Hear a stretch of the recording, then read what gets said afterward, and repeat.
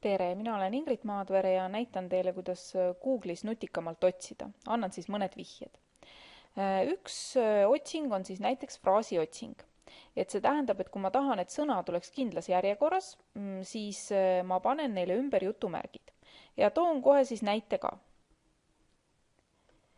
Et lähme Google'isse ja kui ma panen otsingusse näiteks haljad oksad, siis ta otsib mul üles siis need sõnad eraldi. Mul tuleb siin oks, et eesti keele sõnaraamat seda räägib, siis tuleb, et oksad oleksid haljad, aga kui ma nüüd tahan niimoodi, et nad oleksid täpselt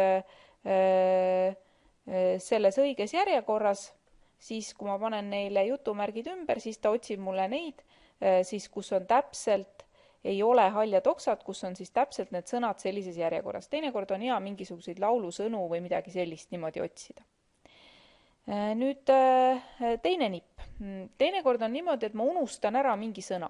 Et ma tean, et et kas see oli siis näiteks mingi raamatu pealkiri, et on üks ninasarvik, et oli mingi selline raamat või laul või ükskõik mis asi või mingi loom, siis selleks kasutatakse tärni. Et tärn siis asendab mingisuguseid tähti või sõnu või sümboleid või ükskõik mida. Nii et kui ma nüüd näiteks hakkaksin panema siia lihtsalt, paneme ninasarvik, et tean, et oli mingi ninasarvik, siis ta otsib mul hoopis ninasarvikutest igasugust informatsiooni.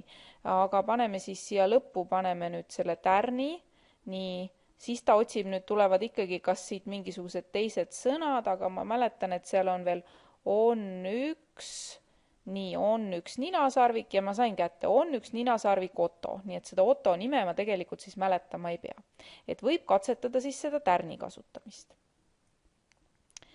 Siis väga oluline on teinekord välistamine. See tähendab, et ma saan tegelikult nii arvestada, kui ma sisestan mingid sõnad, siis ta otsib neid sõnu, aga teinekord ma ei taha mingit kindlaid sõnu. Et ütleme näiteks niimoodi, et mul on vaja selgeks teha, kes oli Kass Artur. Ma tean, et Kass Artur on kook ja kui ma praegu nüüd lähen siis Google'isse ja panen siia otsingusse Kass Artur, siis loomulikult esimene asi mul hakkavad tulema koogiretseptid. Nami, toidutare, kokkama Ragnega, aga kui ma nüüd ei taha, et tuleb kook, siis ma panen miinusmärgi ja kirjutame kook. Nii, nüüd ei tule ühtegi kohta, kus oleks kook. Aga ikkagi mul tuleb mingid iirise pallid apelsiniga ja ma saan aru, et ikkagi midagi on selle asjaga seotud. Ma võin veel välistada. Ma võin ka välistada iiris näiteks ja nii edasi. Ja nüüd ma lõpuks siis, ma võin ka retsept välistada, et ma saan siit jooksvalt kogu aeg mingisuguseid sõnu välja võtta, mis ma vaatan, et mind tegelikult ei huvita, nii retsept. Nii. Ja nüüd ma leian hoopis siis, et Kass Artur, et mis see siis oli ja saan lugeda, et tegelikult on ta siis ühest lastesaatest laupäeval koos isaga, ma ei hakka ühtegi lehekülge praegu lahti tegema, aga niimoodi on näha siis, et miinusmärgiga ma välistan otsingust mingid sõnad. Ja üks tore asi on veel, on siis ma tegelikult võin otsida ka teatud liike faile, et eriti kui ma teen mingisugust uurimistööd või ma tean kohe, et ma tahan näiteks mingit PDF-i, et mind näiteks hakkan kirjutama siis koduloomadest mingit referaati või midagi, panen näiteks otsingusse koduloomad, siis ta leiab mulle nüüd igasuguseid asju üles.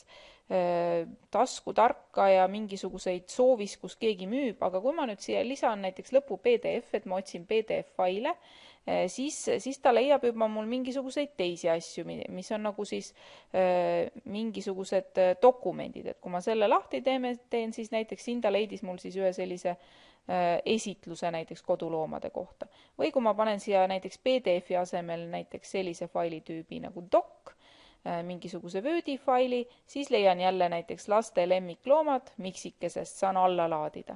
Nii et niimoodi, kui ma lisan siis selle failitüübi, siis ma saan otsida vastavalt sellele. Ja tegelikult on neid otsingu variante hästi palju, et ma panin siia nüüd 2 linki ka, ma teen ühe lahti, et nii, kopeerime selle siit, et kus on siis veel hästi palju erinevaid võimalusi, et mida see Google'i otsing üldse tähendab, et praegu mina panin teile väga vähe, aga noh, näete, et siin on tegelikult needsamad jutumärgid juures ja siin kuskilt tekstist ja saab ilma otsida ja nii edasi, et terve lehekülg igasuguseid asju tõlkida, muuta ühikuid, isegi matemaatikat lahendada, kalkulaatorit kasutada, nii et neid otsinguvariante Google'is on väga palju ja tegelikult, kui te neid natukenegi teate, see teeb teie elu ainult lihtsamaks.